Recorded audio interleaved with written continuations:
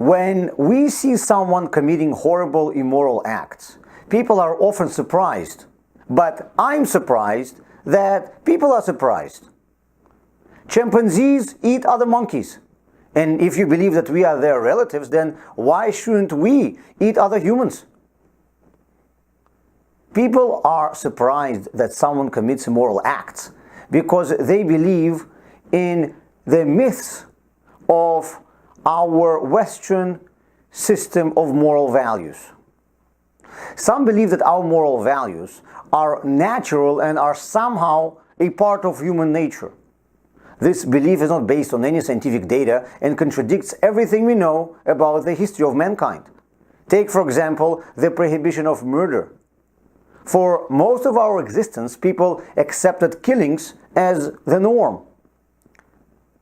In the beginning of the 20th century, dueling was still legal in the US and Europe.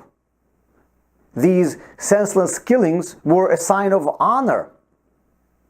If the prohibition of murder is inherent in us by nature, then everything what we see in the world around us is just exception after exception after exception to the rule. Some believe that all people, or at least the overwhelming majority of them, believes in our moral principles, and that's why they are universal. It's true that in the Western world today, most of people will probably agree that you cannot kill innocent people, but almost 70% of the world's population lives in Asia and Africa, and most people there don't think so. They maybe will say that you cannot kill your fellow tribesmen, but they don't believe in the sanctity of every human life. Many religions insist that a person can be killed only because he does not adhere to their faith. Some religions value the animal's life higher than a human. Many countries in Africa officially practice human sacrifices today. Anyone who thinks about the world's statistics will understand that we, believers in our moral principles, are in a clear minority. And even in our Western world, people cannot come to an agreement about our moral principles. Is death penalty a murder? Should abortions be considered a murder? Our video clip titled, "Can a Person Be Moral Without Religion?"